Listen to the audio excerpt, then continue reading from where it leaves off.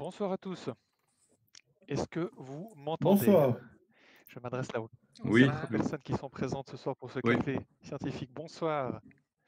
Je vous dis un bonsoir et je dis également bonsoir à une vingtaine de personnes qui nous ont déjà rejoints via les réseaux sociaux, que ce soit via le Nouveau Monde et sa page Facebook ou via l'Université de Fribourg et sa page Facebook. J'espère que vous m'entendez tous fort et clair.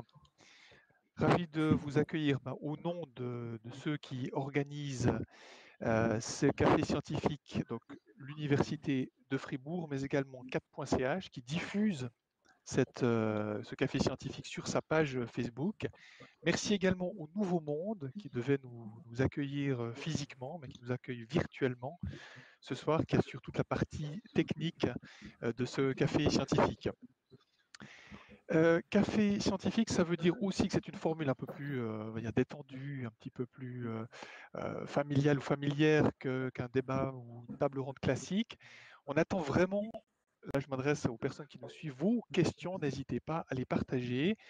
Vous pouvez le faire évidemment par le biais des réseaux sociaux où vous nous suivez. Vous pouvez le faire également par un numéro de téléphone avec un WhatsApp. Je vais baisser un tout petit peu le micro comme ça soufflera moins. Le numéro de ce WhatsApp, je vous le donne, je crois qu'il apparaîtra de temps à autre, c'est le 079 796 22 15. 079 796 22 15. Voilà, vous pouvez, n'hésitez pas à laisser des commentaires ou des messages. On les acheminera bien sûr aux intervenants ce soir. Alors, on est bien conscient que les conditions ne sont pas du tout idéales. On aurait vraiment voulu que vous puissiez voir les intervenants les yeux dans les yeux. Vous comprenez bien que ça n'est pas possible. On en est désolé. On fera au mieux. Pour ce qui est de l'animation, c'est aussi évidemment un peu compliqué, mais on fera comme on le pourra. Voilà. Là, le thème de ce soir, vous l'avez vu, donc pandémie et Église catholique, distance gardée ou distance rapprochée. Alors, on me dit que mon micro ne fonctionne pas bien. Je vais essayer de le mettre dans une bonne position. Voilà, que vous m'entendiez bien. J'espère que c'est mieux comme ça. Donc, distance gardée ou rapprochée.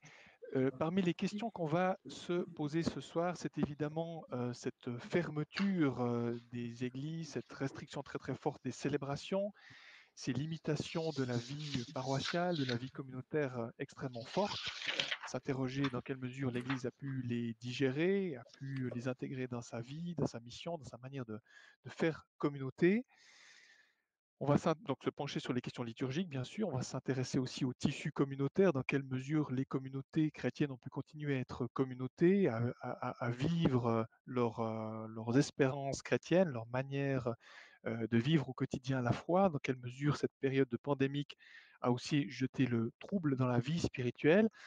On va le faire ce soir en compagnie des 4 personnes présentes virtuellement. Je vais leur donner la parole aux uns et aux autres pour quelques minutes. Ils auront l'occasion comme ça peut-être de se positionner sur ces questions et ensuite on reprendra de manière peut-être plus thématique le questionnement. Je ne les vois pas sur mon écran, mais je sais qu'ils sont là. Je fais confiance à la technique. Il y a dans l'ordre de la petite affichette que j'ai à mon écran Thierry Collot. Bonsoir. Est-ce que vous m'entendez, Thierry Collot? Moi, je ne vous entends pas. J'espère que vous m'entendez. Vous êtes professeur de théologie morale et d'éthique. Voilà, cette fois, je vous entends bien.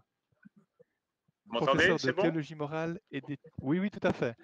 Professeur de théologie morale et d'éthique à l'Université de Fribourg. Il y a également avec nous Pascal Tornet. Bonsoir. Bonjour. Bonsoir à toutes, à Voilà. tous.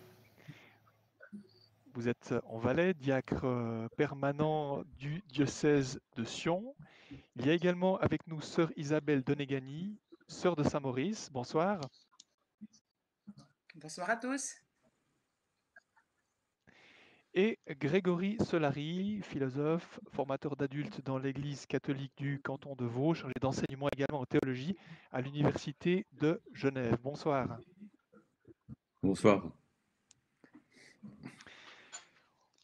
Comme je le disais, je vous ai demandé aux uns et aux autres peut-être d'avoir un peu un vécu, une partie de votre vécu ou de votre réflexion de ces derniers temps sur l'impact que la pandémie a sur la vie de votre communauté ou sur la réflexion que vous avez sur ce que vivent les églises aujourd'hui. Je vais peut-être me tourner vers vous, sœur Isabelle Donegani, sœur de Saint-Maurice, pour savoir ce que vous avez envie de dire, ce qui vous brûle la langue peut-être sur cette question ce soir.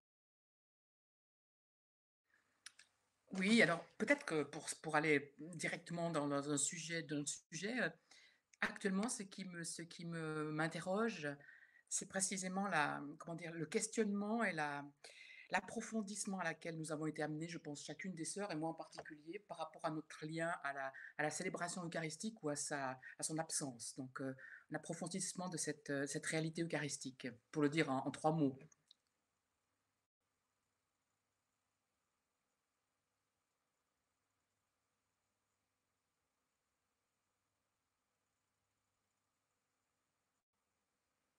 Est-ce que vous m'entendez? Oui.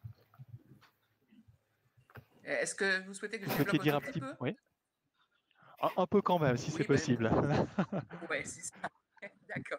Mais pour resituer le propos, c'est vrai que nous avons tous été, pas directement touchés dans notre chair, parce que, quoique tout à l'heure, il y a 2 heures, on a été informé qu'une de nos infirmières était positive Covid, donc toutes les sœurs aînées ont été mises dans leur chambre en quarantaine pour une dizaine de jours là.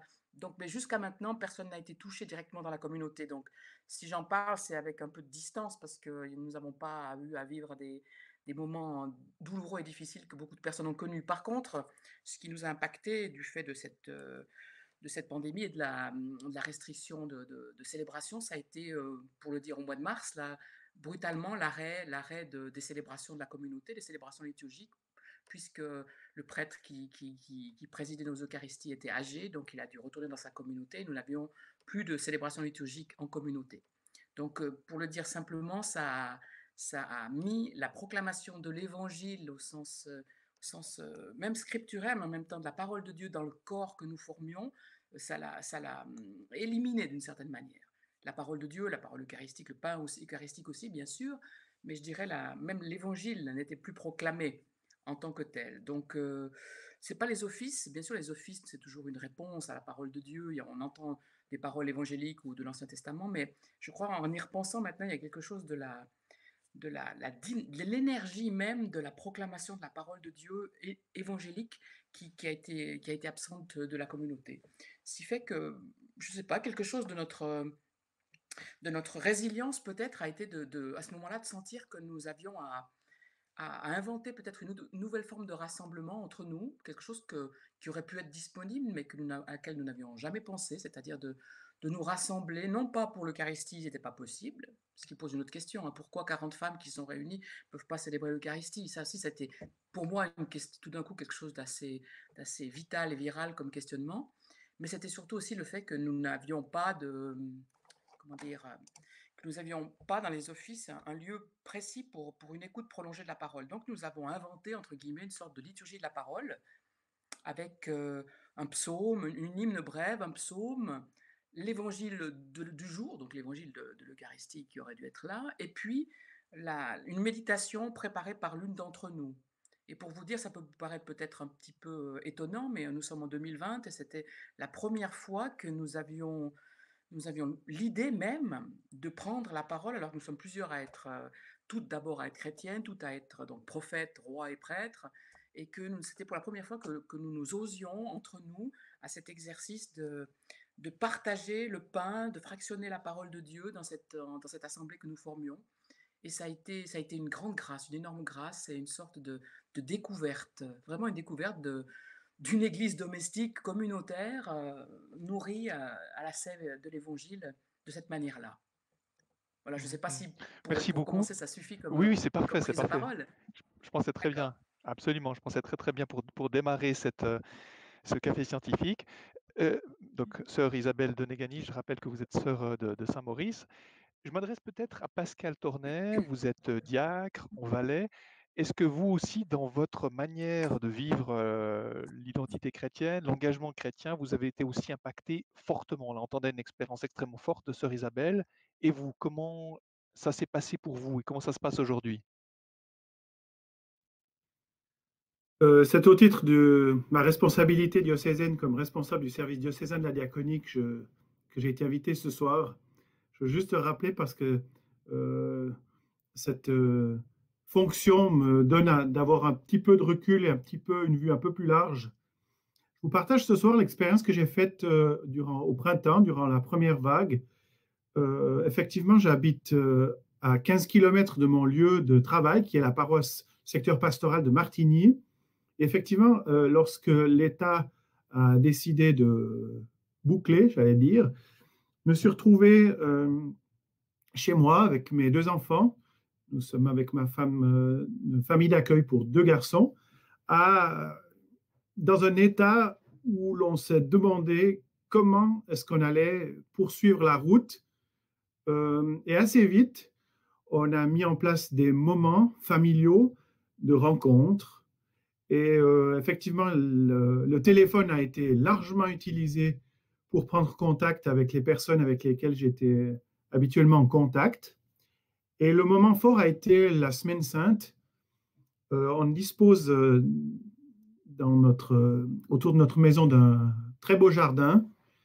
Et on y a placé on y a fait un autel, on y a placé le crucifix, un grand crucifix. On a décoré notre façade avec des banderoles que nous avons confectionnées avec nos enfants, avec ma femme.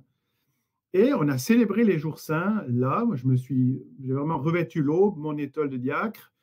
Il y avait mes parents qui habitent en face qui sont venus, donc on était une poignée, 5, 6, 7. Et on a déployé une liturgie de la parole tout à fait familiale, tout à fait simple, en reproduisant, en vivant, en réinvestissant les signes qui sont faits durant les liturgies du Triduum pascal. Le lavement des pieds notamment a été un moment très fort. On s'est vraiment déchaussé et puis on l'a fait de manière très familiale, très simple entre nous. C'était un très beau et très riche moment. J'en garderai un souvenir unique parce que je pense que, je ne sais pas si ça se reproduira, mais en tout cas, c'était la première fois de mémoire même de mes parents que quelque chose se produisait comme ça. Redécouvrir que la famille est une église complète, j'irai jusque-là. Il y a de la diaconie, il y a de la catéchèse, il y a du témoignage, il y a de la communauté, d'une communauté cellulaire. Et effectivement, durant cette deuxième vague, l'évêque de Sion a envoyé un message qui demandait à ce qu'on redécouvre, qu'on réinvestisse des lieux de proximité capables d'être église et de rayonner comme petite église, on appellerait ça cellule ecclésiale de base dans d'autres pays. Et je trouve que c'est vraiment une manière de se faire proche d'autrui. Voilà. Expérience forte. Je pense que c'est important, voilà, donc responsable de la diaconie dans le diocèse de Sion. Je profite pour accueillir, on est à peu près une soixantaine d'internautes et d'intervenants pour ce café scientifique, organisé donc par l'Université de Fribourg avec l'appui de 4.ch qui diffuse sur le site et l'appui également du Nouveau Monde pour toute la partie technique. Je vais peut-être passer la parole à Grégory Solari pour vous demander, vous, comment vous avez vécu, quels ont été les moments ou les réflexions fortes de la première vague ou de la deuxième vague pandémique. Alors moi, c'est une image qui m'habite depuis la première vague.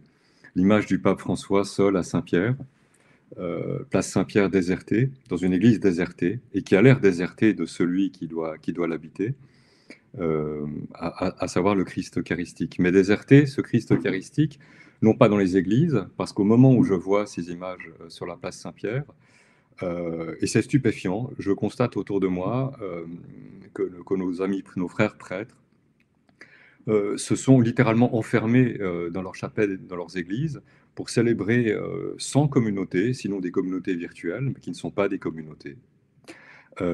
Sans communauté, communiant au nez des fidèles qui ne peuvent pas communier, et donc se nourrissant de l'Eucharistie, alors que les fidèles, eux, ne peuvent plus se nourrir de l'Eucharistie. Et je me suis dit, il y a quelque chose qui ne va pas. Il y a quelque chose de fondamental qui ne va pas. La première chose fondamentale qui ne va pas, c'est qu'on a mis l'Eucharistie à la place de la vie chrétienne. L'Eucharistie est devenue la finalité de la pastorale en ce temps de crise. Et ça a montré, je pense, une déficience grave de notre théologie eucharistique, en tout cas de sa traduction pastorale. Ensuite, et c'est un corollaire, nous avons perdu le sens de l'Eucharistie comme nourriture. On ne peut pas se nourrir à distance.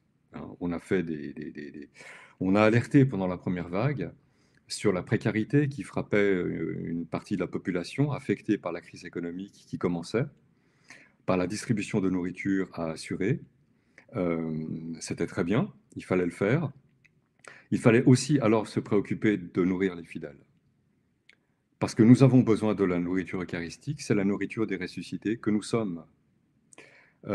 Donc, je constate que pastoralement, la chose n'a non seulement pas été prévue, ni même conçue, ce qui est beaucoup plus grave.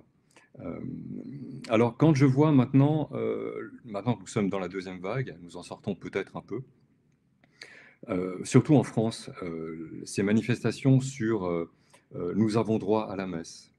Le coup de gueule, il n'y a pas d'autre mot, c'est un moment historique, ce qu'on a vécu ce matin dans l'Église de France, mais l'Église de Suisse doit l'écouter. Quand l'archevêque de Paris pousse une gueulante à la radio en mettant en cause le gouvernement et l'infantilisation du gouvernement à l'endroit des églises et de l'Église, je me demande qu'est-ce qu'il y a derrière. Qu'est-ce qu'il y a derrière cette revendication de droit à la messe? Est-ce que c'est l'institution que l'on vise ou est-ce que c'est vraiment la nourriture eucharistique? Est-ce que c'est vraiment le Christ dans l'Eucharistie que l'on cherche? Est-ce que c'est vraiment le Christ que l'on cherche? Alors si cette crise peut nous permettre de poser cette question, à savoir ce phénomène paradoxal qui fait qu'on a mis en avant l'Eucharistie plutôt que la relation personnelle avec le Christ, en communauté ou en privé, c'est une bonne chose. Mais maintenant, il faudra y répondre. Et j'ai constaté une chose c'est la troisième chose stupéfiante, et j'arrête ici, c'est que de poser cette question a provoqué des agacements des gens assez haut placés dans l'Église. Donc la question n'est pas réglée. Mais il faut la poser et avoir l'audace d'y répondre. Merci beaucoup Grégory Solari. Je rappelle donc que vous êtes philosophe, formateur d'adultes dans l'Église catholique du canton de Vaud, chargé d'enseignement en théologie à l'Université de Genève. On va rapidement terminer ce tour de table virtuelle avec Thierry Collot, professeur de théologie morale et d'éthique à l'Université de Fribourg. Je vous cède la parole. Votre image forte, votre réflexion forte de ce moment. Là, bonsoir à tous. Merci déjà de tout ce qu'on a déjà entendu. Je pense que c'est un peu l'expérience de tout le monde. C'est l'expérience d'une sidération, l'expérience de quelque chose qui nous arrive et à quoi on ne sait pas répondre. On n'a pas nos repères habituels sont mis à mal. Alors, on a parlé des repères communautaires, des repères liturgiques. Je suis théologien à l'université et on nous a interrogé. Que disent les théologiens de ça? Je suis un peu spécialisé où j'ai pas mal travaillé dans le domaine de la gériatrie, dans le domaine de la maladie d'Alzheimer. Donc, des intervenants, des aumôniers avec qui je travaille régulièrement posent des questions et l'impression, c'est qu'on n'a pas la réponse. Et qu'est-ce que c'est qu'une église qui est censée être porteuse du sens, être porteuse de l'espérance du monde et quand il y a un truc comme ça, une tragédie comme ça qui nous arrive, on est figé comme les autres et on n'a pas de réponse. Et c'est peut-être cette humilité forcée qui m'a interpellé.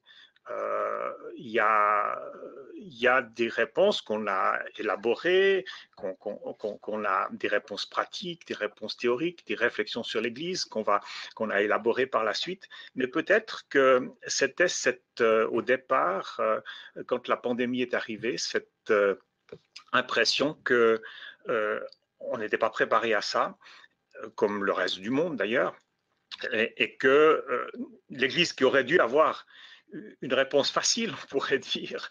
Elle a été dans l'histoire, hein, celle qui répondait aux pandémies, celle qui répondait aussi pratiquement dans sa diaconie et aussi en disant le sens. Et puis là, on est un petit peu perdu. Mais peut-être que je trouve intéressant les expériences qu'on a entendues jusqu'à maintenant. Finalement, après la sidération vient la créativité, que ce soit une créativité liturgique, une créativité aussi diaconale, une créativité de service. Comment est-ce que ces gens qui sont pris par cet événement, on peut les rejoindre et former des communautés avec eux. Et ça nous, en tant que théologien, je pense que ça nous interroge sur l'Église elle-même. Hein. Qu'est-ce que c'est que l'Église? Et Grégory Solari a parlé de ces mouvements de revendication on veut rendez-nous nos messes. Et qu'est-ce que c'est? Est-ce que l'Église est une institution qui est destinée à fournir des messes ou est-ce qu'elle est une communauté qui se rassemble, y compris qui se rassemble liturgiquement? C'est ça la messe, c'est un rassemblement liturgique, c'est pas quelque chose qu'on fournit à d'autres personnes et qui se rassemble liturgiquement, mais qui se rassemble aussi de manière diaconale dans des communautés plus informelles. Et je termine juste en évoquant cette distance, puisque le titre était distance gardée ou rapprochée. Je suis pas mal en lien avec des aumôniers qui travaillent dans des EMS. Et qu'est-ce que c'est que les EMS? C'est déjà une communauté qui ne fréquente plus l'église bâtiment où on fait où on dit des messes, où on vit des messes de manière classique. Les personnes qui sont en EMS n'en sortent pas en général pour aller à l'église, ça peut arriver, mais il y a des messes qui se font dans la maison de retraite, mais on a ici déjà une extériorité, une distance. Et quel est le statut de cette communauté qui doit se recréer toujours? Et c'est ça l'Église finalement, c'est des communautés qui constamment se recréent. Sœur Isabelle a dit quelque chose de très beau. Il y a une sidération et tout d'un coup, la communauté des sœurs refait Église, elle se recrée. Et c'est ça l'Église, je pense, ça nous amène à penser, peut-être à éliminer certaines idées de l'Église un petit peu inadéquates et revenir au centre, au cœur de ce que doit être l'Église, rassemblement convoqué par l'Eucharistie, bien sûr, rassemblement liturgique, mais aussi rassemblement communautaire, hors des lieux identifiés comme des lieux d'église. Merci beaucoup Thierry Collot, donc professeur de théologie morale et d'éthique à l'Université de Fribourg. On reçoit quelques questions. Je remercie d'ailleurs ceux et celles qui, via les réseaux sociaux ou via WhatsApp, puisqu'il y a un numéro de téléphone dédié qui nous envoie des questions. Je rappelle peut-être juste au passage ce numéro de téléphone si vous souhaitez nous faire parvenir des questions. Donc 079 796 22 15. Alors je vais tout de suite relayer une question que nous avons reçue et qui concerne alors plutôt les questions pastorales. Je vous la lis. Ça concernera enfin, je pense que vous 4 aurez certainement quelque chose à dire sur le sujet, potentiellement. Je vous lis la question. En cette période de Covid-19, les aumôniers sont les seuls à pouvoir aller auprès des malades. Ne sentez-vous pas une plus lourde responsabilité dans vos fonctions? Je ne sais pas si cette question inspire, je ne sais pas, peut-être Pascal Tornet? Oui, une plus lourde responsabilité, un désir encore plus vif, encore plus puissant d'être proche, de se faire proche. Et alors là, je dois actionner un levier qui s'appelle le poids des petites choses. Le père Joël Pralon avait écrit un livre qui s'appelle Le pouvoir des mains vides. Alors, ce n'est pas une excuse pour se dire on est démuni, on ne peut rien faire, on ne fait rien, mais c'est pour redécouvrir que une moindre chose portée vraiment au cœur, ne fût-ce qu'un sourire, qu'un téléphone à l'aumônier qui peut-être est surchargé et je ne peux peut-être pas l'aider, ou un téléphone à telle ou telle personne, c'est la présence réelle de Jésus. Et là, je provoque un petit peu, à la suite de M. Solari, qui, on en parlait encore ce matin, invite, mais je pense que c'est la crise et ce temps d'opportunité qui nous invite. On a tellement focalisé sur l'Eucharistie à redécouvrir des lieux, des points de communion, et notamment dans les toutes petites choses. Je crois que les toutes petites choses participent des grandes et que peut-être à force d'avoir eu peut-être le sentiment que des grandes messes festives sont peut-être des grandes choses, on peut redécouvrir aussi que l'Église se construit, se bâtit, se vit, se déploie, est évangélique à travers des tout petits gestes qui n'ont pas nécessairement à être visibilisés au niveau d'une institution. Et ça peut être dans le cadre d'une institution humaine qui, pour exister, doit avoir une visibilité. Là, on doit, je fais l'expérience que je ne peux pas actionner les leviers de la visibilité pour dire j'existe. Je dois exister comme le grain qui meurt dans la terre et qui donne vie. Je dirais quelque chose comme ça. Donc, je suis démuni, je cherche des solutions, je cherche à me faire proche, mais c'est dans la toute petitesse, la toute grande discrétion. Personne n'en saura rien. Sur cette question des aumôniers, d'un poids particulier pour les aumôniers dans ce temps de Covid, auprès de malades, auprès de personnes âgées, est-ce qu'il y a un autre commentaire? Je me tourne peut-être vers Thierry Collot. Oui, je ne suis pas aumônier moi-même, mais j'ai passablement de contact avec les aumôniers dans la formation des aumôniers. C'est un retour que j'ai eu, cette responsabilité, et j'ai été frappé par les aumôniers que j'ai rencontrés. J'ai été frappé de cette implication qu'ils avaient et de ce souci des personnes qu'ils cherchaient lors de la première vague, où ils ont été plus ou moins assez écartés des institutions, cette souffrance des aumôniers. Et lors de la deuxième vague, il y a eu quelque chose qui a été compris par les directions d'institutions. La dimension spirituelle de l'humain fait partie de l'humain, et les aumôniers sont revenus, et effectivement, ils sont peut-être seuls parmi ceux qui, plus rares qu'en période normale, peuvent maintenir ces personnes âgées dans les EMS en lien. Créer du lien, maintenir du lien, c'est ça, faire une communauté. Et Pascal Tourné a parlé de la présence, et je pense que cette notion de présence, elle est fondamentale. Et dire est-ce que les gens s'éloignent de l'Église, c'est pas une question qui me travaille beaucoup. Je pense que l'Église se construit où les gens sont présents. Donc, quelle est la qualité de présence qu'en tant que chrétiens, nous avons les uns vis-à-vis des autres? C'est ça qui détermine si l'Église résiste ou non. Le nombre de personnes qui sont autorisées à pénétrer dans un bâtiment, à mon avis, c'est pas complètement à négliger, mais c'est pas forcément le cœur. Peut-être que cette crise nous apprend ça. Et je suis très intéressé à me dire, est-ce qu'on va saisir ces occasions d'apprentissage, d'apprendre sur ce peut-être, de changer de regard sur l'Église, ou est-ce qu'on va les oublier dès que tout ira mieux, pour revenir à nos repères habituels dont on avait l'habitude?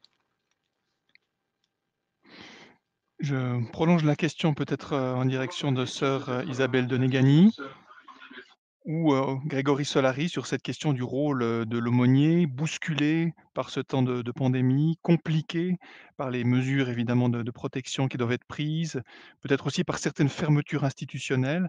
Est-ce que vous souhaitez commenter cette chose? Sinon, il y a d'autres questions, hein, on peut partir aussi dans d'autres directions, notamment les questions de médiation digitale. Mais je vous pose la question.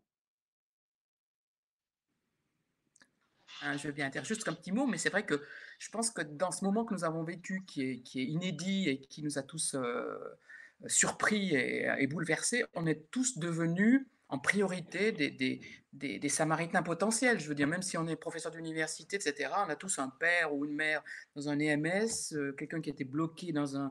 Donc, on a été convoqué à, comment dire, à redécouvrir des choses essentielles de notre humanité, notamment la relation, notamment la présence, le fait de se toucher, de se voir, de vivre des choses ensemble. Et je pense que là, c'est quelque chose qui, en tout cas pour moi, je ne vais pas l'oublier, hein, pour vous le dire tout simplement, hein, de sentir ce que j'ai dû vivre avec mon père qui était cloîtré dans sa chambre, dans les MS, c'est quelque chose d'insupportable, quoi. Je pense que j'ai pu le vivre parce que lui le vivait pas trop mal, mais je ne pouvais pas imaginer, par exemple, que ça arrive à ma mère. Je pense que j'aurais grimpé par le balcon. On a été mis devant une espèce de, comment dire, d'état de fait qui est insupportable et probablement d'ailleurs inhumain, hein, pour le dire un peu comme ça. Donc évidemment, les aumôniers, tout d'un coup, ils incarnent quelque chose de l'Église du corps vivant, de nos chairs vivantes, en lien et en relation. Et peut-être qu'on le savait moins avant cette crise et que maintenant on en a pris conscience chacun individuellement aussi. À moins que vous ne souhaitiez intervenir, Grégory Solari, je propose de passer à un autre chapitre qui est la question de la relation digitale. Dans le sens que de nombreuses messes sont passées en mode virtuel ces derniers temps. On reçoit de la part des institutions ecclésiales, cantonales, un certain nombre de listes qui donnent des possibilités de voir la messe dans telle ou telle paroisse, parfois même plusieurs fois par semaine. On voit aussi, même dans la relation pastorale, que des Zooms ou des connexions digitales s'organisent au sein de communautés ou au sein d'institutions, que les aumôniers prennent un certain nombre d'initiatives dans ce sens-là. Est-ce que faire Église via Zoom, WhatsApp, pour ne citer que quelques-uns de ces moyens technologiques, est-ce que c'est la même chose que faire Église dans le monde réel? Qu'est-ce qu'on y gagne? Qu'est-ce qu'on y perd? Euh, je relais une question qu'on a reçue et qui va dans ce sens-là, que je formule, hein. Est-ce que cette période digitale ne péjore pas la relation entre croyants et vous-même? Vous-même étant donc les 4 intervenants de ce soir. Je ne sais pas si cette question, tarabuste plus, l'un d'entre vous qui souhaiterait s'exprimer en premier sur cette question. Je peux peut-être dire quelque chose, parce que comme Grégory j'avais Solari. écrit quelques articles, oui, j'avais écrit quelques articles relatifs à justement cette pastorale virtuelle ou digitale, comme vous le dites. Alors la première question, c'est le paradoxe quand même. C'est-à-dire que donc qui dit messe dit Eucharistie, qui dit Eucharistie dit, selon la définition technique de la théologie, présence dite réelle du Seigneur. Donc, la présence réelle, c'est devenu une absence réelle, et cette absence réelle, elle s'est doublée d'une présence virtuelle, et d'une distance en tout cas incontestable, pour le coup. Donc, je ne pense pas qu'on puisse faire corps par le biais de réellement faire corps, réellement faire communauté, par le biais des substituts digitaux dont nous disposons. Il y a la loi de l'incarnation, la règle de l'incarnation, enfin le simple fait de l'incarnation que nous confessons, que nous croyons, mais que nous devons expérimenter. C'est le contact physique, c'est le contact réel, ce que nos mains ont touché, ce que nos yeux ont vu, ce que nos oreilles ont entendu, nous vous l'annonçons. Et le frère est d'une certaine manière celui auquel j'annonce et celui qui m'annonce aussi, dans cette espèce d'élargissement progressif de la communauté, mais qui obéit à une règle physique, à une loi physique, à une loi concrète, à une loi de chair, de sentir, d'affect. C'est tout ça qui est perdu. C'est assez grave.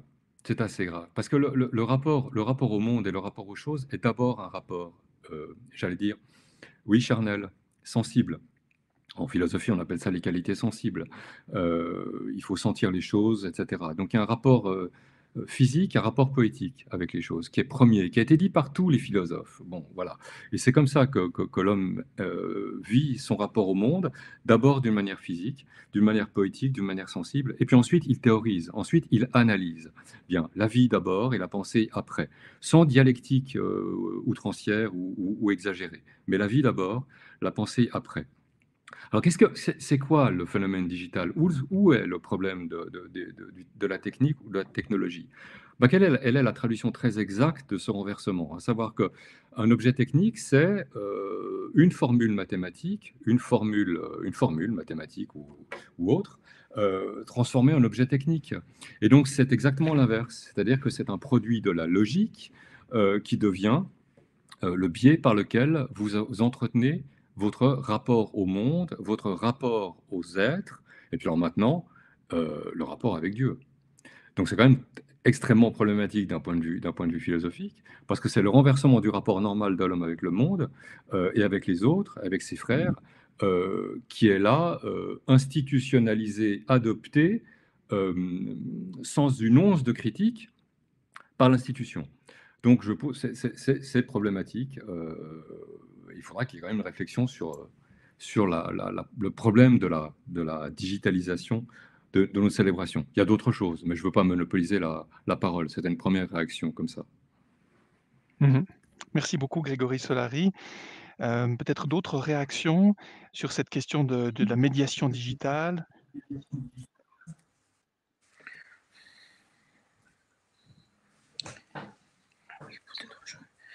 Peut-être, je sais pas, Thierry Collot.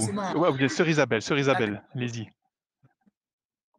Non, mais c'est peut-être pas directement, de manière directe dans le sujet qui a été exprimé maintenant, mais c'est vrai que, comment dire, je vois ça comme un pis-aller, c'est-à-dire, il m'est arrivé d'être en vacances dans un chalet, d'avoir une télé et pas de communauté, et de suivre, je sais pas, la messe sur France 2. Je veux dire, c'était une forme de communion, avec toutes les limites et puis la frustration qui était là, mais en même temps une forme de participation à un acte de célébration communautaire. Mais je vois ça vraiment comme quelque chose de, comment dire, de soin palliatif en cas de dernière extrémité, parce que peut-être il n'y a plus d'autre chose. Mais si on ne parle pas de l'Eucharistie, mais par exemple de ce qu'on vit nous maintenant, c'est vrai qu'on ne peut pas nier qu'il y a une forme de communion qui nous relie, alors qui n'est pas la communion incarnée, au même titre que bien sûr qu'on a parlé maintenant Grégory Solari, mais je veux dire, en même temps, peut-être qu'il n'y a pas à tout jeter, à démoniser non plus, mais en même temps, c'est clair que ça pose une grosse question quand même de passer. Peut-être ce qui me choque le plus, c'est pas tellement de digitaliser la chose, c'est que de multiplier, ce qu'a dit tout à l'heure Grégory, les formes de messe, voilà, qu'un prêtre seul qui dit sa messe, et puis les laïcs qui sont là en train de courir après ces liens. Ça me paraît beaucoup plus grotesque dans la forme massive que ça peut prendre, et puis dans ce que ça dit de la communauté chrétienne, de son inexistence. De l'Assemblée n'est pas là, donc si l'Assemblée n'est pas là, moi je verrais que quelque chose qui s'échange digitalement soit d'un autre ordre que l'Eucharistie. Un échange de paroles, une prière commune, enfin, une conversation comme nous l'avons maintenant. C'est vrai que la question telle que je l'ai posée, je l'ai peut-être un peu trop orientée en direction du célébratif, du liturgique, mais la digitalisation concerne aussi les relations communautaires. On voit dans un certain nombre de cadres, professionnels ou familiales ou associatifs, se développer des apéros virtuels. Les gens ont besoin de garder le lien via ces applications en se donnant des rendez-vous, pis-aller certainement, mais est-ce que ça permet de conserver une intensité de relation et une vie proprement religieuse et spirituelle, malgré tout? Oui, bien sûr. Je ne sais pas si Pascal Cornet, par exemple, ou Thierry Collot, vous voulez vous exprimer sur cette question?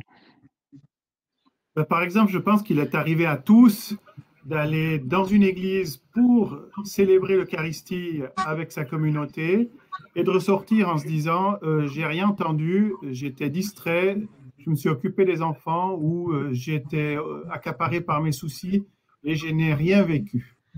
Donc je dirais la frontière entre la participation, entre le participant et le spectateur, elle est assez mince. Alors évidemment, il n'y a pas de commune mesure entre vivre une Eucharistie à la TV et participer à une Eucharistie dans l'église, mais la frontière entre participer et être spectateur, elle est assez mince. Je peux être dans mon canapé et investir assez massivement parce que voilà, j'en ai le désir, je suis en communion avec des gens qui souffrent, et puis je réponds verbalement, je participe à ce qui est vécu, et puis je peux être aussi dans une église vidée enfin, je ne suis pas là, quoi, je suis absent. Donc là, il y a cet élément-là. Puis après, il y a un autre élément aussi, c'est que les formes de digitalisation des célébrations, elles peuvent être variables, c'est-à-dire qu'il y a des formes, par exemple, sur Skype ou d'autres outils digitaux, on peut être en interaction, alors que si je regarde une messe à la TV, je n'ai pas d'interaction. Il y a aussi des formes il y a des demi-mesures, il y a des outils qui permettent aussi aux spectateurs, lapsus révélateur, aux personnes qui suivent les célébrations d'être un tout petit peu plus acteurs. Après ça, je parle de l'Eucharistie, mais personnellement, j'ai vécu des soirées de louanges où on pouvait interagir. J'ai vécu des chaînes de prière où on ne pouvait pas du tout interagir. J'ai vécu des célébrations de différentes formes, mais effectivement, il y a, il y aurait des choses à investir davantage au niveau de l'interaction. Moi, je ne suis pas un grand spécialiste de ces outils, mais je sais que c'est possible. Après, on ne peut pas interagir à 150, ça c'est clair. Il y a des limites aussi voilà, technique humaine qui fait que la célébration n'est pas viable, quoi. Thierry Collot, est-ce que vous souhaitiez aussi réagir avant qu'on reprenne peut-être une des questions qui nous sont posées par les réseaux sociaux? Je profite d'ailleurs de signaler qu'une cinquantaine de personnes nous suivent en ce moment. On reçoit donc des questions via le Facebook notamment, mais également via WhatsApp, puisque vous voyez un numéro de téléphone en bas de l'écran qui vous permet de déposer des questions si vous le souhaitez. Thierry Collot. Je pense qu'il ne faut pas opposer la présence et la distance. On a vu, c'est intéressant parce qu'on a été brutalement pris, disons, par surprise au mois de mars l'année passée. Et tout d'un coup, par exemple, je vois ce qui s'est passé à l'université. On nous a dit, un vendredi, on nous a dit à partir de lundi, il n'y a plus de cours. Vous vous débrouillez pour les faire à distance et on ne savait pas faire ça. Donc, on a dû apprendre.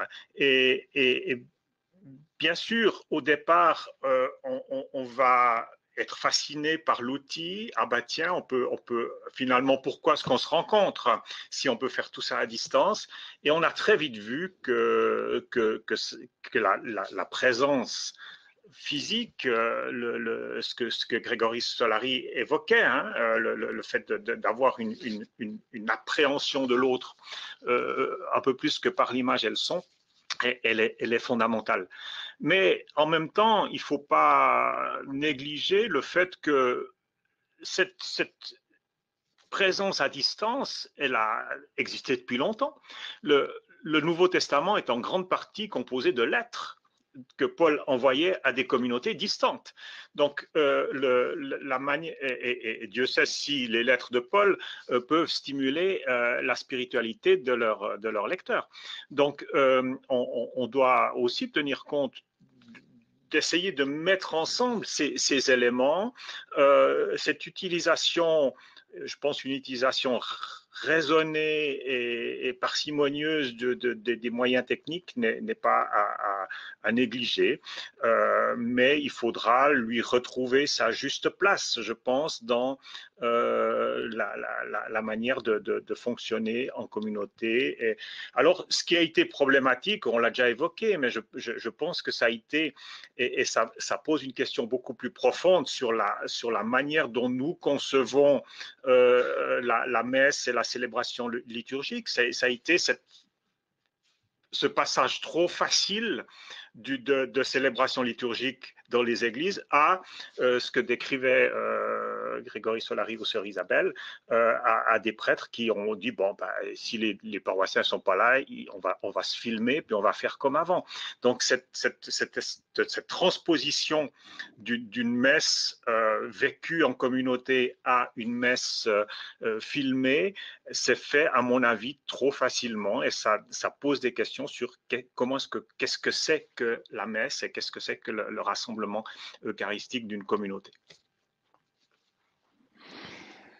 On reçoit encore des questions. Je vais relayer la question suivante. Jusqu'ici, on a peut-être été assez descriptif et voir pour s'intéresser à comment est-ce que les communautés, comment est-ce que les liturges réagissaient à la pandémie. Mais là, on a une question peut-être un peu plus où transparaît plus de la colère ou disons un certain dépit. Je vais vous la lire. Comment justifier en tant que chrétiens cet isolement que nous vivons? Nous ne devons voir nos grands-parents, nous devons éviter les soirées entre amis, les théâtres sont fermés, les messes avec assemblée interdites. Je reprends donc la question que d'autres ont posée avec moi. Cette distance et ces interdits doivent nous protéger d'une maladie mortelle, mais est-ce que nous pouvons encore véritablement vivre Vivre de ce qui nous rend spécifiquement humains. On sent pointer peut-être un peu de colère, de dépit, derrière cette question. Il y a une interpellation. Rester véritablement en vie, rester spécifiquement humain dans notre vie, comment le faire? Il y a des consignes évidemment légales qui nous sont données, il y a un cadre, mais en même temps, on sent pointer cette révolte dans cette question. Comment est-ce que vous réagissez à cette question?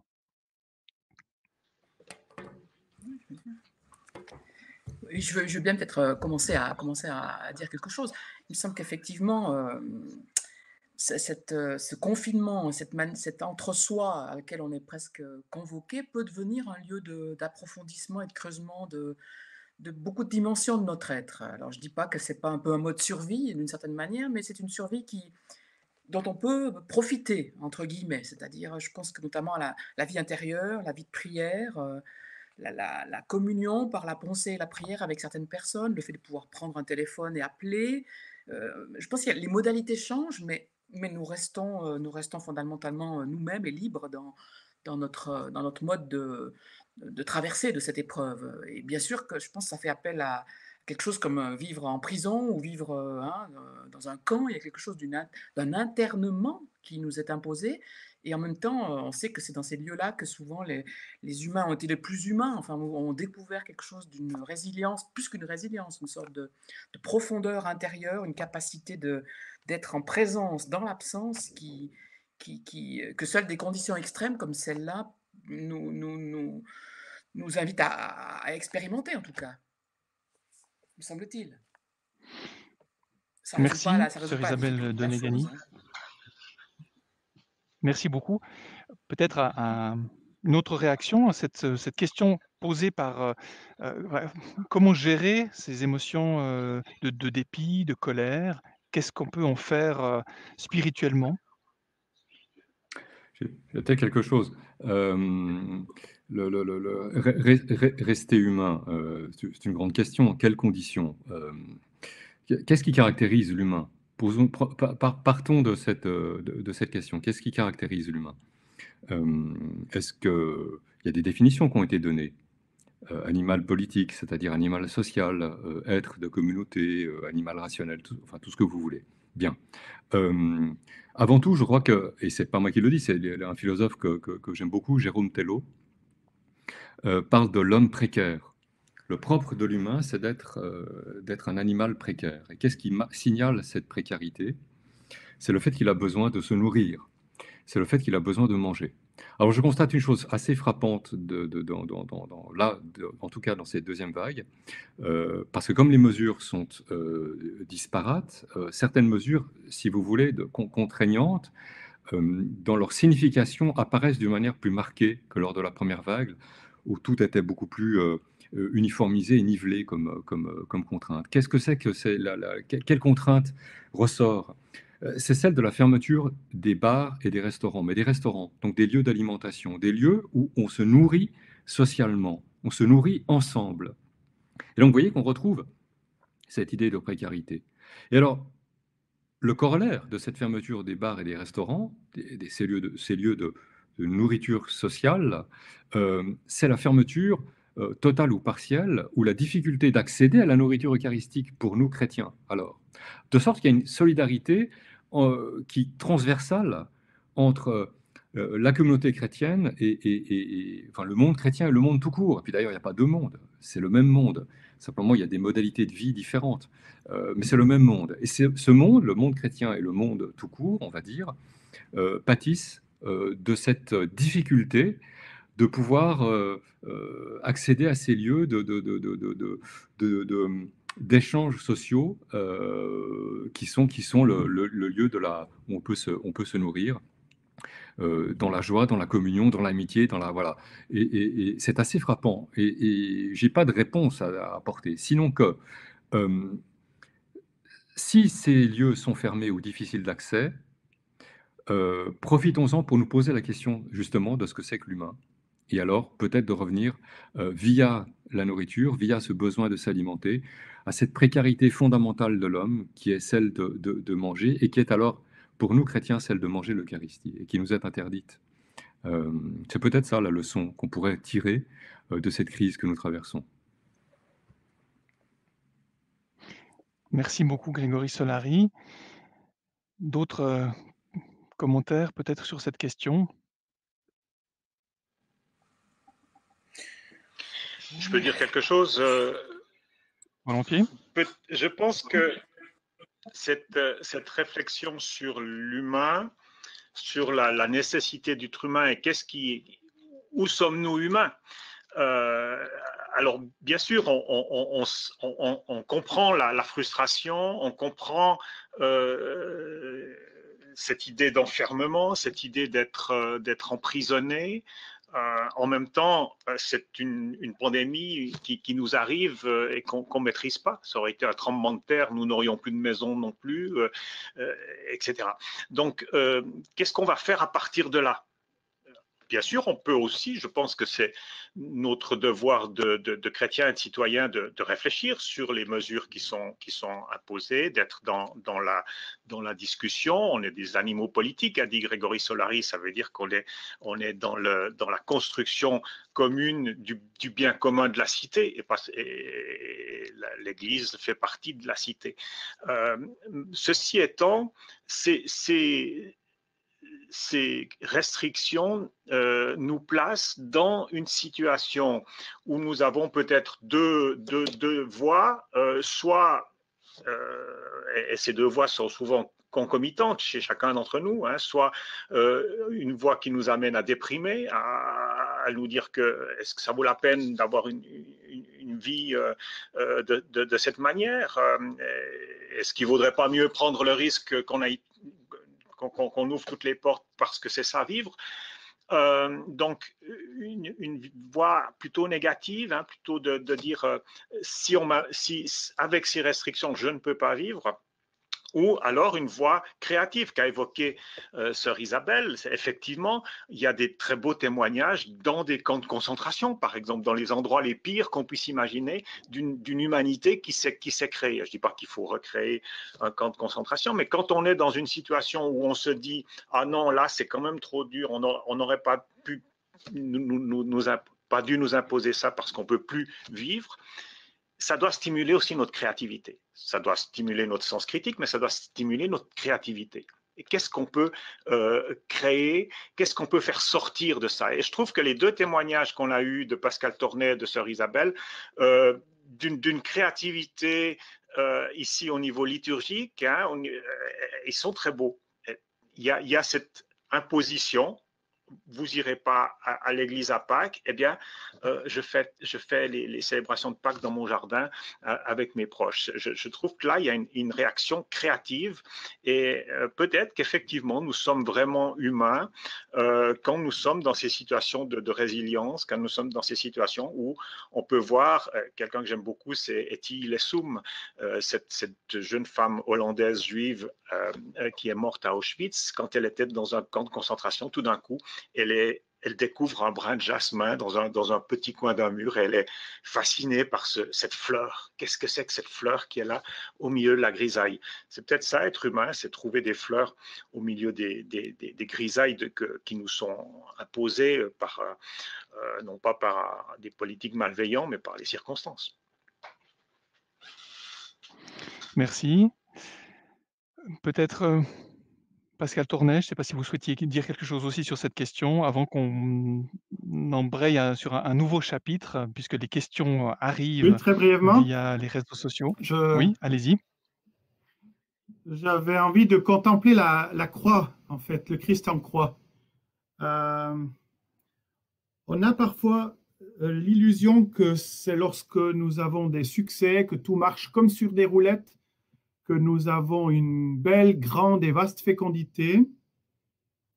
Je trouve que cette crise nous rappelle durement, pour certains, effectivement, nous rappelle de ne pas oublier de contempler le Christ sur la croix. À l'heure où il a été abandonné par tous, où il sent que Dieu lui-même l'a abandonné, il fait le signe, j'allais dire, maximum. Il sauve le monde, il sauve l'humanité.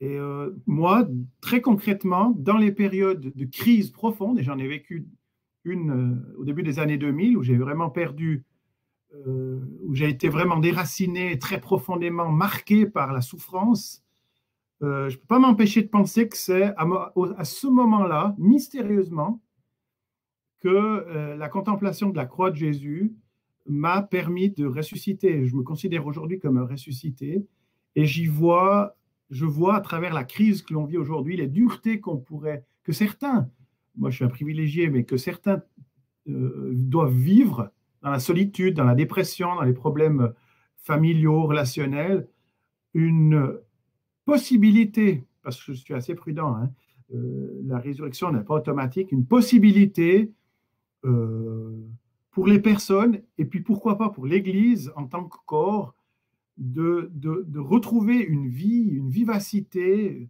une capacité de se déployer, de faire signe à nouveau frais d'une manière extraordinaire. Alors tout ça n'est pas automatique, tout ça n'est pas facile à dire, pas facile à vivre, à traverser, mais j'aimerais bien qu'on ne loupe pas le fait que notre maître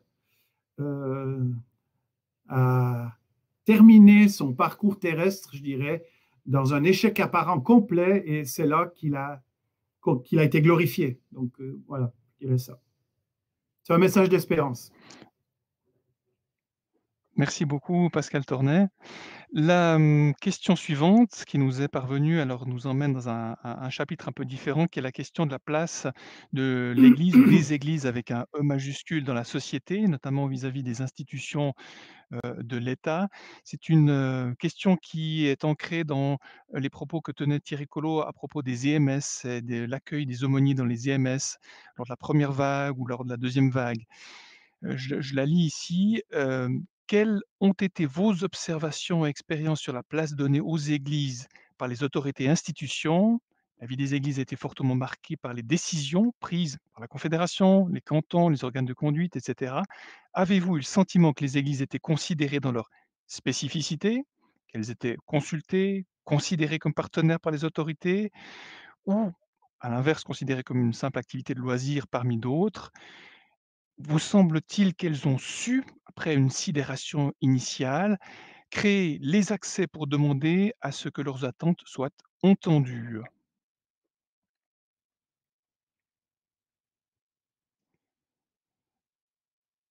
Qui est inspiré par cette question?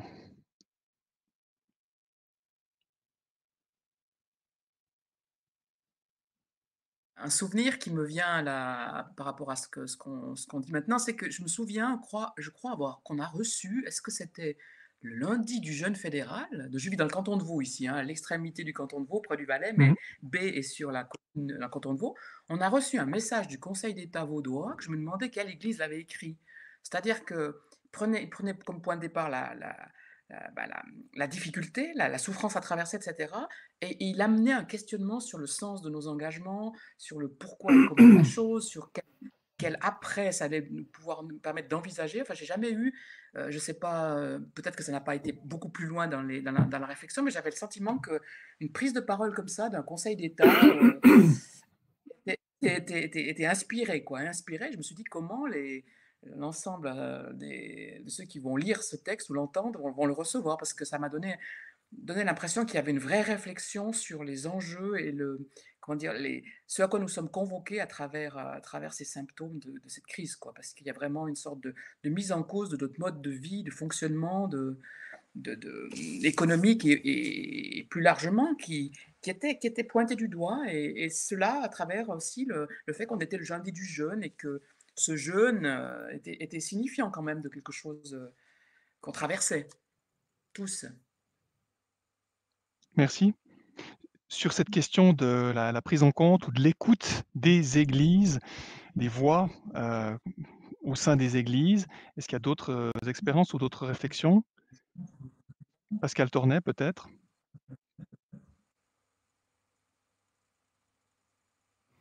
Témoin des dialogues entre l'évêché et le Conseil d'État. Donc, je peux difficilement dire quelque chose de valable à ce propos.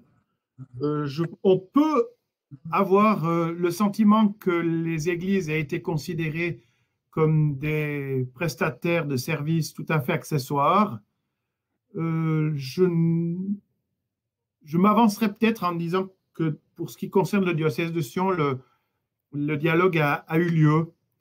Maintenant, de là à vouloir être traité comme un partenaire privilégié, je ne crois pas.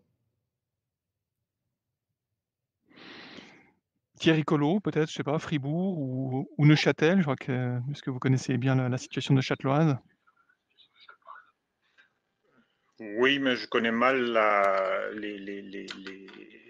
les discussions entre les autorités publiques et l'Église. Ce que je pourrais dire, c'est je pense que l'Église a eu son mot à dire. On a vu qu'il y a eu, par exemple, dans la gestion des décès. C'est intéressant. D'une certaine manière, l'Église, historiquement, est les Églises sont celles qui, dans nos pays de vieille chrétienté, géraient les décès.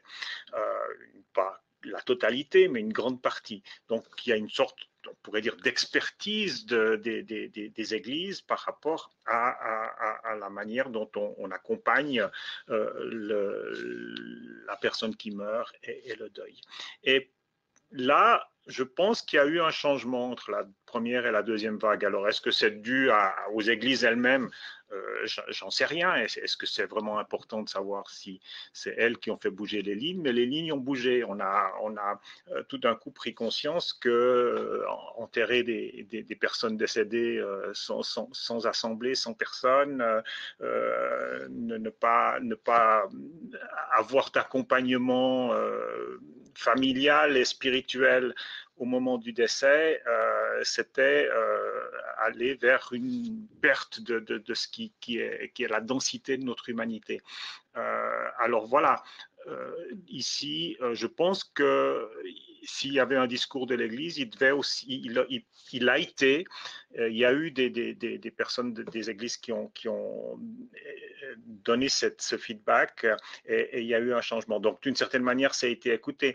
La question n'est pas tellement de savoir si l'Église comme acteur social va être prise au sérieux ou pas. On le voit en France, hein, c'est dans les débats un petit peu de ces derniers jours qui sont... Oui, Grégory Solari a cité Monseigneur Opti qui parle de on nous infantilise. Bon, je ne sais pas si c'est la grande préoccupation, si ça doit être la grande préoccupation de l'Église d'être prise au sérieux comme acteur du jeu. C'est aussi tout un jeu médiatique, hein, finalement. Est-ce que ce que fait l'Église Pascal Tourné pourrait en parler, hein, dans la diaconie, dans les petites rencontres, dans les liens, dans cette manière où l'Église a de se recréer continuellement en créant des communautés, en faisant surgir l'espérance dans les communautés. C'est ça la place de l'Église dans la société. Ça n'apparaît pas forcément dans les médias. C'est clair que quelqu'un qui va faire une manifestation devant une église pour réclamer la messe, on va faire des photos, ça va être plus vendable en termes médiatiques. La petite parole des membres de l'Église, parce que l'Église, c'est pas une institution qui agit de manière massive. C'est toutes les petites voix qui sont là, et c'est ça la voix de l'Église. Et ces petites voix-là, peut-être qu'elles font pas tellement de bruit, mais on espère, c'est mon espérance, qu'elles sont à l'œuvre et qu'elles sèment de l'espérance. Peut-être une voix qu'on a peu entendue et qu'on pourrait entendre, une thématique où l'Église pourrait se positionner un petit peu plus, c'est on est parti, on a un problème médical, un virus, une épidémie. Et qu'est-ce qu'on voit sur les plateaux de télé, qu'est-ce qu'on lit dans les journaux? On lit essentiellement des experts qui nous expliquent comment il faut qu'on arrive à maîtriser ce virus. Donc on est essentiellement dans un langage de de la prise de contrôle. Alors, on voit bien qu'on n'y arrive pas, on est embêté parce qu'on n'y arrive pas, mais le but, c'est quand même d'y arriver. Il va y avoir le vaccin, on va contrôler toute cette histoire et on va s'en sortir par des moyens médico-techniques. Et si l'Église avait un discours public, je pense que ça serait un discours plus d'humilité. Et peut-être qu'elle a ça dans sa boîte à outils aussi. Qu'est-ce que c'est que être dans les difficultés, on vient de l'évoquer tout à l'heure, hein, être dans les difficultés et quand même faire surgir l'humain. C'est peut-être pas forcément en se débarrassant complètement du virus, si on y arrive, que l'humain va survivre ou surgir. C'est peut-être par d'autres voies. Donc un discours sur l'impuissance, sur qu'est-ce qu'on fait dans une situation qu'on ne maîtrise pas, je pense que ça pourrait être un discours spécifique de l'Église dans la cité. Je vais me tourner vers vous, Grégory Solari, peut-être si vous souhaitez aussi commenter cette question. En profitant d'accueillir ceux qui nous ont rejoints sur les réseaux sociaux pour suivre ce café scientifique de l'Université de Fribourg, je remercie au passage le Nouveau Monde qui assure toute la partie technique et l'infrastructure de ce direct. Je remercie aussi 4.ch qui nous diffuse. Je remercie également la faculté de théologie qui a apporté également son appui. Vous êtes actuellement une petite cinquantaine à nous suivre. Vous nous envoyez des questions et on vous en remercie. Vous avez le numéro de téléphone au bas de l'image qui vous permet d'envoyer des messages ou des questions via WhatsApp. On peut le faire également via Facebook. Peut-être Grégory Solari, peut-être encore sur cette question de la place de l'Église en temps de pandémie au sein de la société. Est-elle entendue, pas entendue est-elle écoutée plus qu'entendue Vous souhaitez commenter cette question?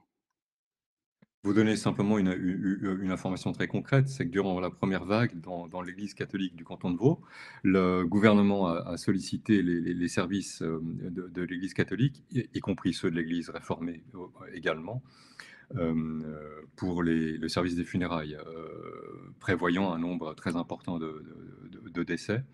Et donc les services se sont mobilisés. Il n'y a pas eu d'écoute, il y a eu une sollicitation unilatérale du gouvernement auprès des églises. Et les églises ont répondu. Et les services ont été accomplis dans la mesure du possible. Signe que devant cette crise et devant l'inconnu, et surtout devant le retour de la question de la mort, de la question de la finitude, de la question de la fin de vie et de ce qu'elle engage d'un point de vue humain, d'un point de vue de proximité et d'un point de vue de qualité de présence.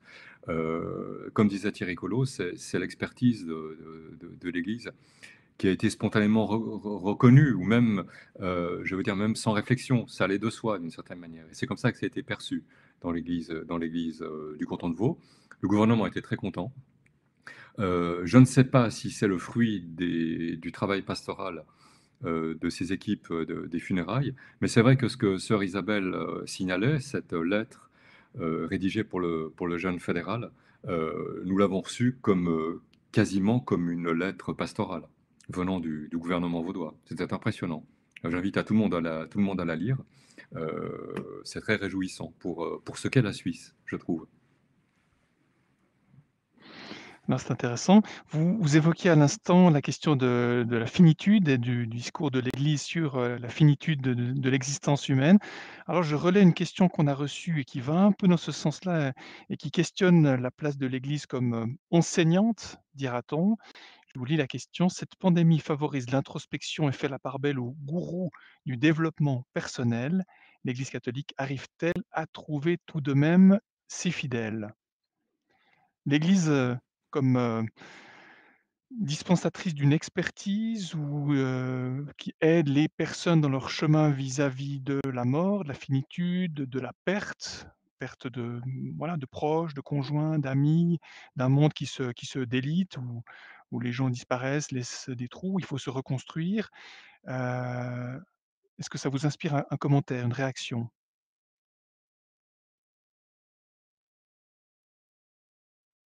Sœur Isabelle, peut-être?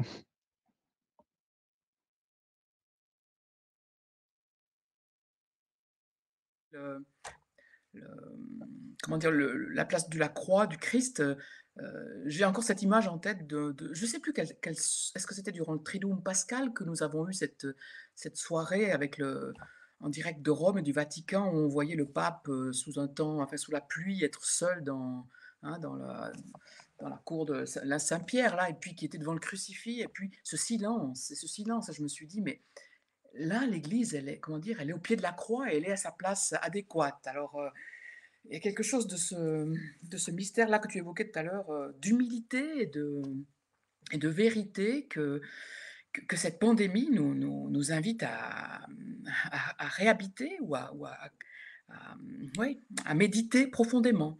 Peut-être que notre Église, je trouve qu'elle donne, pour ce qu'elle donne, quand on voit surtout du côté français, bien sûr, peut-être du côté suisse, on est d'ailleurs moins causant et moins disposé à parler. Donc, ces polémiques sur la messe et la communion, alors que tant de gens sont en crise, je trouve que donner ce visage de l'Église à l'extérieur, c'est quelque chose de très extériorisant, de très, non seulement légaliste, mais un peu presque fixiste sur un droit à quelque chose, alors que précisément les enjeux sont beaucoup plus vastes et beaucoup plus réels, plus palpables, plus comment dire, individuels, communautaires, et qu'on donne une image actuellement, je trouve surtout en France, de quelque chose d'assez fonctionnaliste en même temps et désincarné par certains côtés. Donc, mais je ne sais plus quelle était votre question d'ailleurs là maintenant. La, la question portait sur la capacité qu'a l'Église à être porteuse d'un discours qui aide l'individu à cheminer face à la perte, face à la mort, face à l'angoisse. Bah, moi qui suis régulièrement, là tout d'un coup je me sens très catholique, mais enfin moi qui suis régulièrement ce que produit, ce que dit le pape François, ce qui met en route du côté des réflexions aussi bien éthiques, économiques que la place du frère, les actions qu'il peut poser aujourd'hui, pour moi c'est de l'ordre de la révolution, et cette révolution elle est très proche de cette comment dire, de cette reconnaissance du trajet du Fils de l'homme, quelque chose de l'ordre.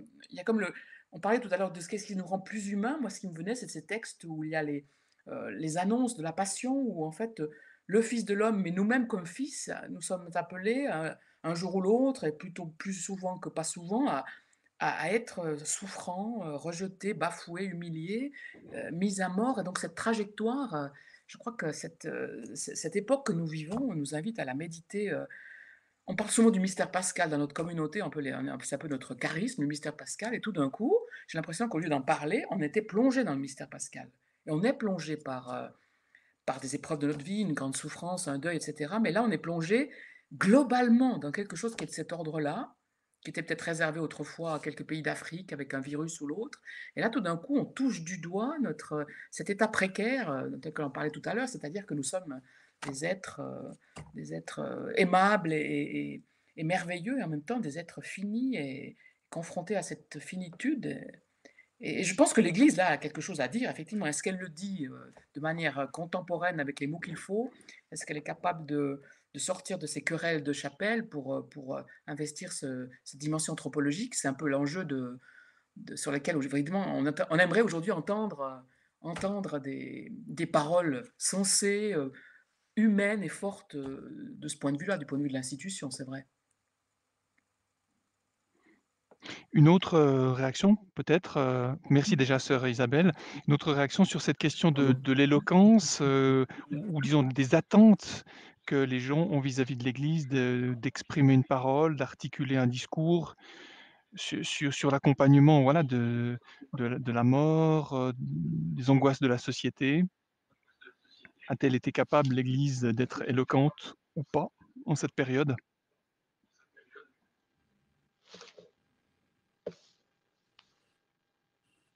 Thierry Collot.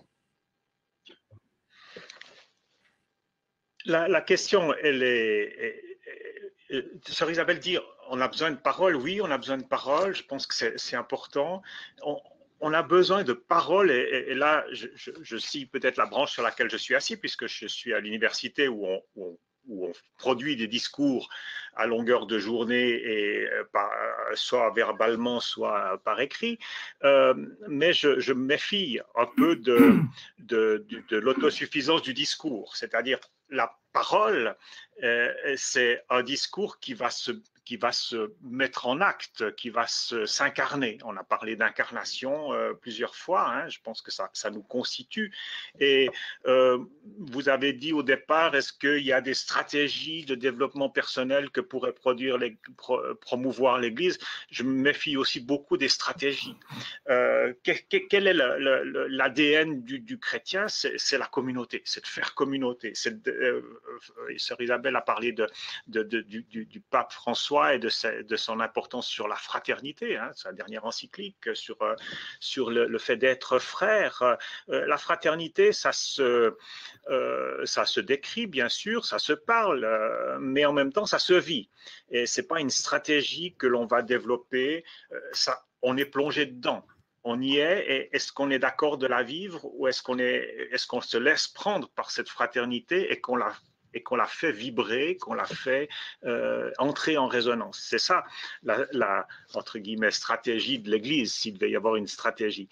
D'avoir des stratégies de développement, des stratégies pour ci, des stratégies pour ça, on est bien sûr, il faut des structures, il faut aussi des structures organisationnelles, mais attention à ne pas être fasciné par le discours qui n'est pas incarné ou par les stratégies qui sont élaborées à distance de la réalité. Merci beaucoup, Thierry Collot. Et peut-être juste, si je peux... Oui, allez-y. Si je peux, la réalité, c'est que nous montre ce virus et cette pandémie, c'est que la réalité, c'est la réalité d'humains parmi lesquels nous sommes tous, hein, d'humains en difficulté, en souffrance, en vulnérabilité. Et ça a été quand même un des chocs de cette pandémie.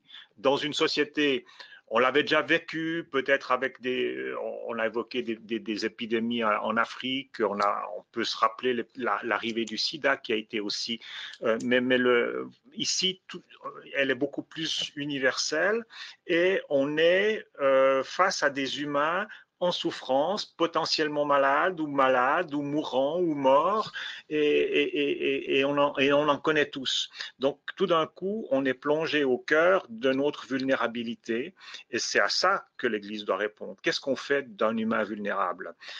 On le rend invulnérable? Non, peut-être pas. Peut-être qu'on essaye de faire sortir de la vie de cette vulnérabilité même. Merci beaucoup, Thierry Collot. D'autres commentaires sur cette question de la pertinence ou l'éloquence du discours de l'Église ou de la présence, puisqu'on voit que ça ne se résume pas à la question du discours? Dans le secteur pastoral de Martigny, pandémie ou pas, nous avions instauré un groupe de travail œcuménique au sujet du deuil et de l'accompagnement des célébrations et des accompagnements possibles. Nous avons réuni un petit groupe de travail qui incluait aussi des personnes qui avaient envie d'accompagner les personnes, pas seulement sur un plan chrétien, mais un plan spirituel plus large. Alors évidemment, nous avons constaté qu'on était des champions toutes catégories pour célébrer, belle manière, mais on délaisse les personnes sitôt la célébration passée. Et donc, on s'est demandé si là, il n'y avait pas quelque chose à faire de très concret, de reprendre le contact avec certaines personnes qui nécessitaient peut-être un accompagnement plus vif, plus intense. Et par rapport à ce que disait Thierry Collot à propos des stratégies, je m'en méfie aussi parce que rien que le mot stratégie me parle de marketing et de partir par-dessus. Or, j'aime bien me rappeler l'épisode des disciples d'Emmaüs où Jésus propose un compagnonnage, propose d'être avec, d'écouter et d'être avec, de prendre vraiment un temps assez conséquent, assez long pour être avec. Et effectivement, pour moi, les stratégies sont inopérantes tant qu'on n'a pas soi-même le cœur et les mains dans le cambouis, quoi. Il faut être avec les gens. Si on veut il n'y a pas de théorie qui permettent cette présence et cet être avec. Il n'y a que la route à faire pour permettre à l'autre de grandir et je grandis en même temps en sa compagnie. Donc, pour ce qui nous concerne, on n'a pas terminé notre travail dans le secteur pastoral de Martigny sur ce sujet.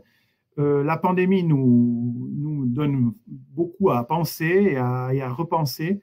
Et on espère pouvoir, courant 2021, avoir un outil de travail pour accompagner mieux les ruptures, je dirais, d'une manière générale. Avec des personnes qui sont à l'aise aussi dans l'accompagnement de personnes qui aimeraient non seulement une célébration traditionnelle, mais peut-être d'autres formes de célébration, alors toujours chrétiennes, catholiques, mais avec des signes, des paroles revisitées, réinvesties, et avec un accompagnement ad hoc, je dirais. Voilà. Merci beaucoup, Pascal Tornet. Grégory Solaris, je ne sais pas si vous souhaitiez ajouter un mot. Sinon, il y a peut-être encore une dernière question avant qu'on aborde la partie finale de cette transmission. Je ne vais pas vous priver de la possibilité d'intervenir. Non, non, peut-être simplement, mais beaucoup de choses ont été dites, donc je vais être très court. Simplement, dans un moment de souffrance diffuse tel que nous le traversons, Thierry Collot a raison, toute glose devient presque indécente. Donc d'une certaine manière, la parole de l'Église doit être une parole simplement de silence, de proximité, d'attention à l'autre, de regard à l'autre. Mais enfin, tout ça est une manière d'annoncer le Christ. Je veux dire, dans cette façon de regarder la souffrance, dans cette façon de lui porter secours sans que ça soit une glose ou un discours, c'est une manière d'annoncer le Christ, c'est déjà notre kérigme. Et c'est lui que nous annonçons, pas le développement ceci ou pas les... Voilà, avec tout ce que ça veut dire d'annoncer le Christ. C'est-à-dire que nous annonçons aussi celui qui a traversé, qui a connu la vulnérabilité, qui a connu ce que c'était que la finitude humaine, et celui qui a connu la mort. Mais c'est celui qui est ressuscité. Donc voilà, tout est lié. Après, les discours pourront venir. Il y aura des choses certainement à dire. Pour l'instant, je pense qu'il faut être auprès d'eux, comme dirait Lévinas, Emmanuel Lévinas, auprès du frère et auprès de l'autre, et le regarder autrement que la médecine statistique. Et voilà. Merci beaucoup, Grégory Solari. On a peut-être encore une question assez pratique à se poser. On a finalement parlé relativement peu de liturgie, beaucoup peut-être d'accompagnement pastoral ou de questions un peu existentielles que les gens peuvent se poser. Mais il y a quand même des questions de liturgie qui se posent aussi. Là, ici, j'ai sous les yeux une question qui a été posée par une étudiante en master de droit canonique à l'université de Strasbourg et qui dit la chose suivante, et ça pose voilà une des questions très pratico-pratiques que certainement les communautés chrétiennes vont devoir affronter dans les prochains temps. Elle dit la chose suivante: en droit canonique, nous nous rendons compte qu'il y a des disparités quant à l'adaptation de la célébration en période de Covid. En effet, certains célébrants sont en faveur de messes filmées, d'autres non. Il y a un débat en Alsace, dit-elle. Je vis en Suisse et en Valais. Certains prêtres autorisaient leurs paroissiens à venir chercher les hosties après la célébration de France 2 ou de KTO. Une telle disparité de pratiques pose souci en termes de droit, même si c'est attrayant. Qu'en pensez-vous? Elle s'adresse à vous, les intervenants de ce soir. Alors, c'est évidemment une question pratique. Je pense qu'il y en a d'autres qui se posent sur le mode célébratif, mais ça me semble intéressant de se poser aussi ce type de questions qui, évidemment, risquent d'accompagner les communautés chrétiennes pendant un moment. Je ne sais pas lequel d'entre vous souhaite s'exprimer.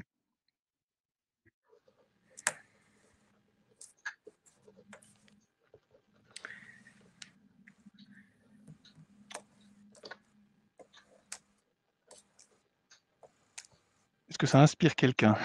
Grand silence.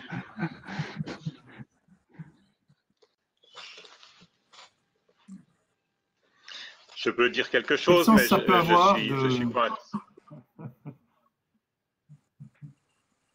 Allez-y, Thierry. Thierry Collot. Oui, je ne suis pas un spécialiste de droit canon, pas du tout même, mais sur la place du droit, d'une manière générale, cette question m'interpelle parce que je pense que le droit a pour but de réguler la vie de la communauté, bien sûr, mais est-ce que le droit ne perd pas un peu pied ou n'est pas un peu brouillardeux en situation de crise Alors bien sûr, le droit est là aussi pour nous donner des repères dans la situation de crise. Mais la situation de crise où il y a tellement de choses à inventer, où il y a une déstabilisation de tous ces repères qu'on avait, hein, je veux dire, même qu'est-ce que c'est qu'une chrétienté qui ne fait plus qui n'a plus de célébration pascale, qui n'a plus de célébration à Noël. On est complètement désorienté. Il y a peut-être non pas je suis médecin, je pense en termes de médecine d'urgence, hein, mais est-ce qu'il y aurait une ecclésiologie d'urgence analogiquement à faire et peut-être que le droit, moi, ça ne m'empêche pas de dormir, le droit canon. Donc, je pense que, est-ce que le droit canon, il ne doit pas peut-être attendre et puis ensuite réguler ce qui s'est passé, tirer peut-être des leçons. Est-ce que ce que l'on vit ne montre pas certaines insuffisances ou certains éléments qu'il faudrait renforcer ou retravailler dans le droit? Mais c'est cette notion d'urgence, et je pense que ce que dit Grégory, ce que dit Pascal Tornet aussi sur la présence du Christ, cette urgence de la croix, qui sœur Isabelle aussi évoquée, hein, ça nous place devant une réponse que j'appelle créative et inventive, et qui parfois, je ne suis pas là pour prôner une transgression du droit, mais parfois le droit, la norme juridique, elle est peut-être un peu, pas secondaire, mais en arrière-plan, disons. Merci. C'est rigolo. Est-ce qu'il y a un autre commentaire sur cette question? Oui.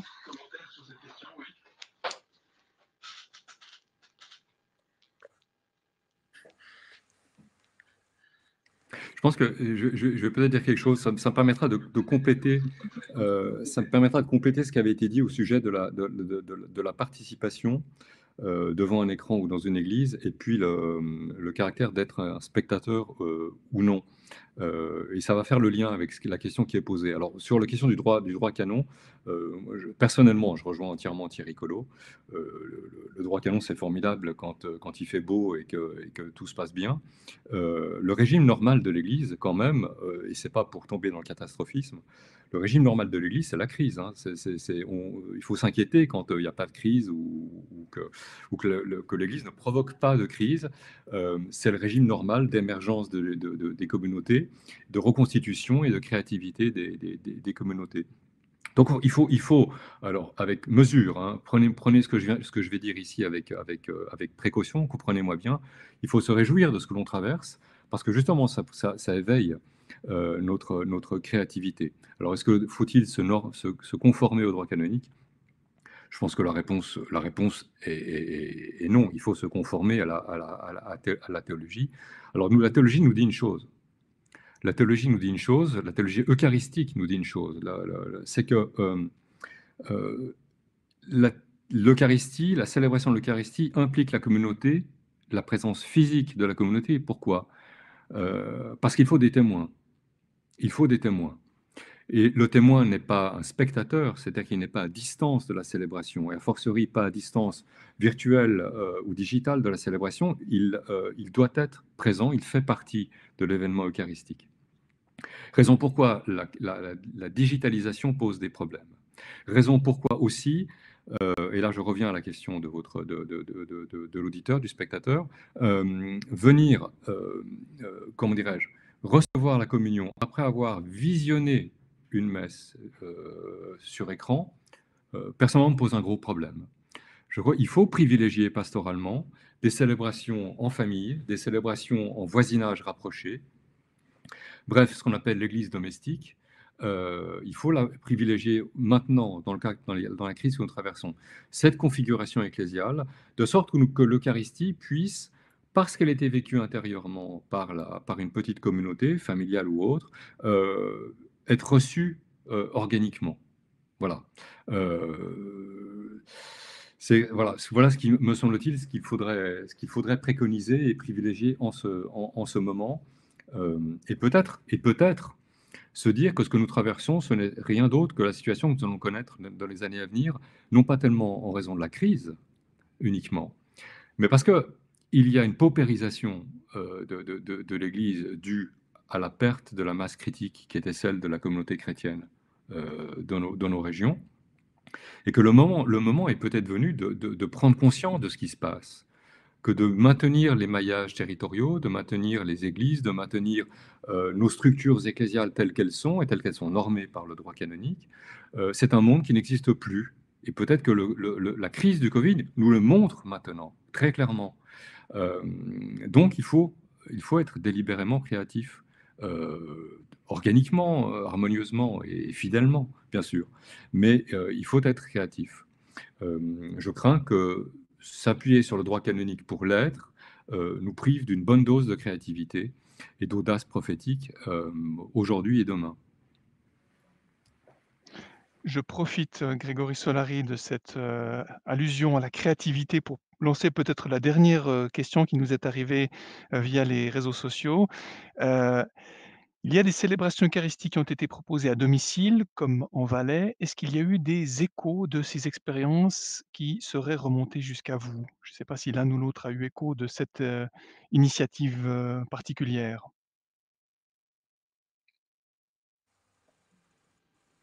Peut-être Pascal Tornet ou Isabelle Denegani? Nous, dans le secteur pastoral de Martigny, assez rapidement, nous avons souhaité vivre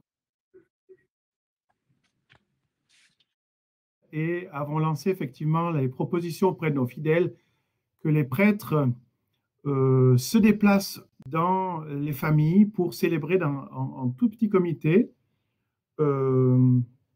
Parallèlement, il a été aussi possible d'envoyer. Moi, j'ai célébré une liturgie de la parole avec la communion. C'était une chose assez magnifique. Et ça a été fait, disons, dans le droit fil ou à peu près, parce que l'évêque de Sion s'est exprimé de cette même manière, peu avant ou peu après, je ne sais pas, je ne me rappelle plus, et il a demandé à ce qu'effectivement on réalise des églises de petits groupes, des cellules de proximité, partout où on pouvait. Et mon service de diaconie a pris vraiment le relais de cet appel pour lancer une campagne église de proximité, à la suite effectivement d'un sondage que nous avions réalisé qui s'appelait Corona Experience, qui montrait qu'effectivement, il fallait être créatif et prendre les devants en allant vers. Ça répond aussi à l'exigence d'Église qui sort de ses murs, qui sort des formes habituelles pour vivre différemment. Alors, c'est peut-être un petit peu tôt pour tirer des conclusions sur comment ça peut être vécu, mais en tout cas, c'est ce qui est proposé et c'est ce qui va de l'avant actuellement en diocèse de Sion. On n'est qu'au tout début de cette expérimentation. On va voir. Il faut attendre pour qu'un discours puisse être posé là-dessus aussi. Merci beaucoup, Pascal Tornet. Si vous êtes d'accord les uns et les autres, on va terminer sur ces points de suspension et sur l'observation de cette expérimentation, de cette activité voilà, créative, nouvelle forme d'église, nouvelle manière de rejoindre les chrétiens là où ils sont en temps de pandémie, s'adapter aux circonstances variables. Je vous remercie beaucoup les uns les autres d'avoir participé à ce café scientifique. Pour ceux qui nous ont joints en cours de route, je rappelle qu'il y avait Thierry Collot, professeur de théologie morale et d'éthique à l'Université de Fribourg, Pascal Tornet, qu'on vient d'entendre, diacre permanent responsable de la diaconie dans le diocèse de Sion, sœur Isabelle Denegani, sœur de Saint-Maurice, et Grégory Solari, philosophe, formateur d'adultes dans l'Église catholique du canton de Vaud, chargé d'enseignement en théologie à l'Université de Genève. Je vous remercie beaucoup tous les quatre d'avoir passé cette heure et demie à parler de cette question de l'Église qui garde les distances ou qui se rapproche comme elle le peut. en fonction des circonstances.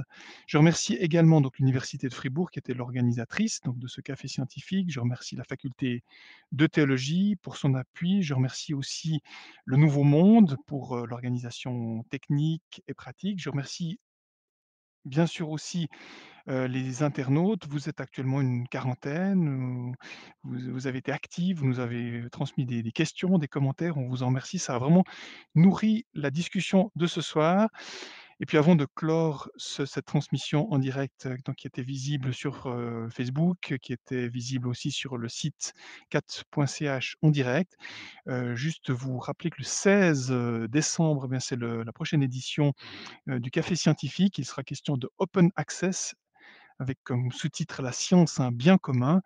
Est-ce que la science doit s'ouvrir à tous et à tous? Quels sont les enjeux pour les chercheurs et les chercheuses et pour les institutions de cet accès le plus universel possible au savoir et à la recherche? Voilà, je vous souhaite une belle suite de soirée aux uns et aux autres et merci d'avoir fait cette heure et demie de café scientifique avec nous ce soir. Bonne soirée.